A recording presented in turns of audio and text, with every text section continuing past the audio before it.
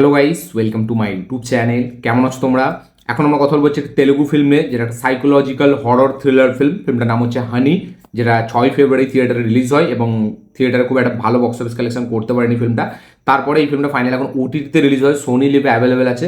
ফিল্মটা আমি finally complete করলাম। নবীন চন্দ্রা সে lead চরিত্রে আছে এই ফিল্মটার, যাকে আপনারা রবি তেজার এই ফিল্মটা দেখেছিলেন ওই কিছুদিন আগে যে ফিল্মটা রিলিজ হলো। আমি নামটা ভুলে যাচ্ছি এই মুহূর্তে, যাই হোক। তো ওতে যে ভিলেন ছিল নবীন চন্দ্রা, এবং এই নবীন চন্দ্রা তাকে আপনারা অনেক সিনেমাই দেখেছেন, ঠিক আছে। তো থ্রিলার ফিল্মে সে ভালো ভালো থ্রিলার জনরায় সে ভালো ভালো কাজ করেছে। তো নবীন চন্দ্রের লিড চরিত্রে আছে, সেই ফিল্মটা আমি এখন কমপ্লিট করলাম। কেমন লাগলো আমার এই নবীন চন্দ্রের starrer psychological horror thriller film, যেটা নাম হচ্ছে হানি, সেটা নিয়ে এই ভিডিওর মধ্যে কথা বলবো। চলো ভিডিওটা শুরু করা যাক। তো কেমন হলো হানি, এক লাইনে যদি আমি ফিল্মটাকে রিভিউ করি, আমার কাছে এই ফিল্মটা মানে এই ফিল্মটার যে ইন্টেনশন বা এই ফিল্মটা যেটা দেখাতে চেয়েছে, যে আইডিয়াটা কোর লেভেলে, সেটা কিন্তু খুব স্ট্রং ছিল। সেটা কিন্তু একটা দারুণ মানে একটা আপনাকে একটা দারুণ ভাইবস দিচ্ছিল যে কিছু একটা হেভি ইন্টারেস্টিং, আমরা কিছু একটা হেভি একদম মানে চমৎকার, মাথা ঘুরে যাবে এরকম কিছু জিনিস একটা দেখতে পেতে চলেছি। বাট আলটিমেটলি যখন ফিল্মটা পুরো শেষ হয়, পুরো যখন আপনি ফিল্মটা কমপ্লিট করেন, তারপরে আপনি ভেবে চিন্তে যখন দেখবেন, তখন এই ফিল্মটা খুবই আপনার একটা অ্যাভারেজ ফিল্ম মনে হবে। যেটা এক্সিকিউশন অতটা হেভি না, যেটার মানে কি বলবো, একটা আইডিয়া লেভেলে, গল্প লেভেলে সেটা বেশ ভালো। একটা মিস্টিরিয়াস ব্যাপারটাকে যেভাবে জেনারেট করে, ঠিক আছে, যে জিনিসপত্রগুলো দেখাচ্ছে সেটা বেশ ভালো। বাট তার যে প্রেজেন্টেশন বা তার যে ইন্টেনশন, সেটা কিন্তু খুব একটা মানে ইন্টেনশনটা খুব মানে বাট তার যে প্রেজেন্টেশন বা এক্সিকিউশন সেটা কিন্তু খুব একটা হেভি নয়। গল্পটাকে যেভাবে বলেছে, সেই বলার স্টাইলটা খুব একটা হেভি নয়। স্টোরি টেলিংটার মধ্যে কোনো দম নেই, স্ক্রিন প্লেতে কিচ্ছু সেরকম এঙ্গেজিং কিছু মুহূর্ত নেই। আপনাকে দেখাচ্ছে, আপনাকে ফিল করাচ্ছে কিছু দারুণ জিনিস, দারুণ কিছু ব্যাপার আমরা দেখবো, বাট সেটা কিন্তু আলটিমেটলি সেই জিনিসটা হচ্ছে না। এবং একদম লাস্টে যে জিনিসটা আমরা দেখতে পাচ্ছি, সেটা একটা ওকে ওকে মানে ক্লাইম্যাক্স আমরা বলতে চাই। ফিল্মের যে গল্প, সেটা হচ্ছে এখানে নবীন চন্দ্রা, যে একজন বলা যায় যে কাইন্ড অফ এই ফিল্মের মেন অ্যান্টাগনিস্ট, তো তার মানে ক্যারেক্টারটার একটা বাচ্চা এবং বউ, বাচ্চা দুটো দুটো আছে, একটা বাচ্চা মেয়ে এবং একটা বউ আছে। তো তাদের দুজনকে কিভাবে সে কালো জাদু বা এই মন্ত্রতন্ত্র ব্ল্যাক ম্যাজিকের ফাঁদে ফেলে কিভাবে তাদেরকে ইউজ করছে এবং তাদেরকে ইউজ করে কিভাবে পয়সা কামানোর চেষ্টা করছে, সেই গল্পটাই আমরা এখানে দেখতে পাচ্ছি। যে একটা লোক তার হাজব্যান্ড, তার ওয়াইফ এবং তার বাচ্চাকে দিয়ে কিভাবে তাদের তাদের মানে লাইফ রিক্সে ফেলে তাদেরকে শেষ করে কিভাবে মানে তাদের মাধ্যম দিয়ে এখান দিয়ে পয়সা কামানোর চেষ্টা করছে, এবং একটা এই ব্ল্যাক ম্যাজিকের যে তন্ত্রমন্ত্র, এর যে একটা ঘোর মানে নেশা, সেটা কিভাবে তার মধ্যে ঢুকছে। তো সেই জিনিসটা আমরা দেখতে পাচ্ছি। একদিকে পয়সার লোভ এবং তার আরেকদিকে হচ্ছে এই মানে মাইথোলজিক্যাল জিনিসপত্রগুলো, সরি ভুল বললাম, একদিকে পয়সার লোভ এবং আরেকদিকে এই মন্ত্র ব্ল্যাক ম্যাজিক শেখার যে নেশা, সেই দুটো জিনিসকেই এই ফিল্মটা আমাদের দেখানোর চেষ্টা করেছে। যেইটার মধ্যে মানে ইন্টেন্টটা ভালো, বাট এক্সিকিউশন, প্রেজেন্টেশন, গল্প বলার স্টাইল, স্ক্রিন প্লে, ডিরেকশন, সেগুলো কিছুই ভালো নয়। ওভারঅলে এই ফিল্মটা খুবই একটা ওয়ান টাইম ওয়াচ, একটা অ্যাভারেজ, বিলো অ্যাভারেজ ফিল্ম আপনার মনে হয়ে রয়ে যাবে। এবং ফিল্মটা যেভাবে ক্লাইম্যাক্সটা হঠাৎ করে আসে, সেটা একদমই মানে খুব একটা আমার বিলিভ হয় না ক্লাইম্যাক্সটার উপরে।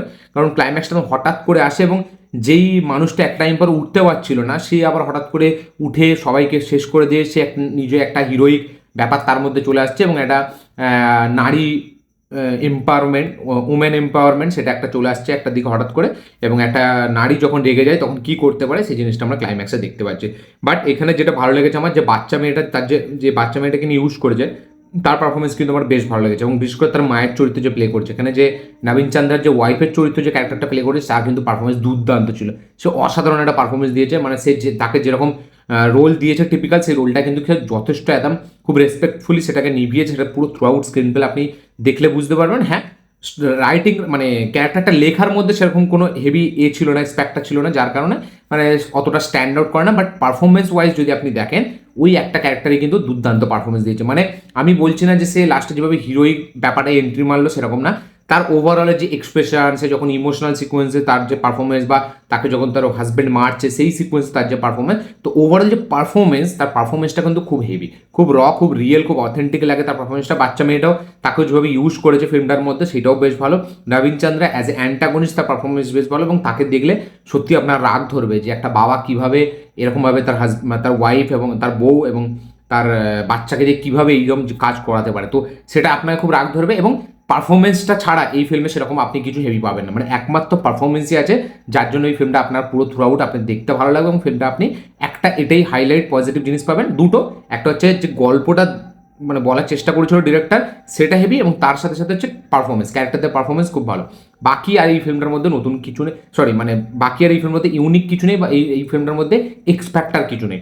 মানে আপনি যে জিনিসটা আপনি ভাবছেন যে দেখবেন, বা লাস্টে একটা কিছু একটা হেভি হবে, বা আমরা একটা ব্যাপক কিছু একটা জিনিস দেখতে পেতে চলেছি, বাট সেই জিনিসটা কিন্তু আলটিমেট ওভারঅলে কিন্তু সেই জিনিসটা আসে না, এবং সেই জিনিসটা ওপর লেয়ার দিয়ে একটু চলে যায়, যে ব্ল্যাক ম্যাজিকের কত রকম কি তন্ত্র মন্ত্র, কি করলে কি হওয়া যায়, কি সব মানে কী সব সংস্কার এখনও মানুষ এইসবে এতে মানে, তো সেই জিনিসগুলো আপনি এখানে দেখতে পাবেন। তো অনেক কিছু লোভ, তার পাশাপাশি পাওয়ার, এইসব যে পাওয়ার জন্য যে একটা মানুষ কতটা নিচে নামতে পারে সেটা দেখাচ্ছে, উল্টো দিকে একটা মা তার বাচ্চার জন্য কি কি করতে পারে সেটা দেখাচ্ছে, আবার উল্টো দিকে যে মানে এখানে একটা বাচ্চা মেয়ে, তার সাথে সে তার মায়ের জন্য কতটা করছে সেটাও দেখাচ্ছে। তো ওভারঅল সব কিছু, এবং একটা হাজবেন্ড যে মানে নিজের জন্য তার বউ বাচ্চাকেও মানে একদম শেষ করে দিতে পারে, তো সেই জিনিসগুলো আমরা এই ফিল্মের মধ্যে দেখতে পাই। তো ওভারঅলে খুবই একটা মানে ওয়ান টাইম ওয়াচ ডিসেন্ট একটা ফিল্ম, ঠিক আছে। মানে ফিল্মটার মধ্যে পোটেনশিয়াল ছিল অনেক কিছু করে দেখানোর, বা গল্পটাকে যেভাবে মানে রাইটিংয়ে নিয়ে এসছে সেটাকে যদি ঠিকভাবে মানে আমাদের স্ক্রিন প্লেতে তুলতে পারতো তাহলে কিন্তু খুব সুন্দর হতো। ওভারঅলে এই ছিল আমার রিয়াকশন এই ফিল্মটাকে নিয়ে। হানি ফিল্মটা যারা দেখেননি দেখুন, হচ্ছেন আপনারা একবার অবশ্যই ট্রাই করতে পারেন, পারফরমেন্সের জন্য ফিল্মটা আপনাদের ভালো লাগবে। তো সোনি লিভে অ্যাভেলেবেল আছে, আপনারা চাইলে দেখতে পারেন। এবং এই ডিরেক্টরই কিন্তু এর আগের যে ফিল্মটা সেটা করেছিল হচ্ছে বরুণ তেজের সাথে, যে মাটকা বলে যে ফিল্ম এসেছিল একটা, যেটা আমি দেখিনি এখনো, ওই ফিল্মটার ডিরেক্টর হচ্ছে এই ডিরেক্টর। তো আমি দেখিনি, এবং এই ডিরেক্টরের একটা কাজও আমি দেখিনি, এটা প্রথম। এটা আমি শুধু দেখেছি নবীন চন্দ্রার জন্যই আমি ফিল্মটা দেখেছি, এবং সে কিন্তু আমাকে স্যাটিসফাই করেছে। তো ওভারঅলে এই ছিল আমার রিভিউ। ভিডিওটা ভালো হয়ে থাকলে লাইক শেয়ার কমেন্ট করে দেবেন, চ্যানেল তুললে চ্যানেলটিকে সাবস্ক্রাইব করবেন, বেল আইকন প্রেস করতে ভুলবেন না। দেখা হচ্ছে পরের ভিডিওতে, ততক্ষণের জন্য বাই।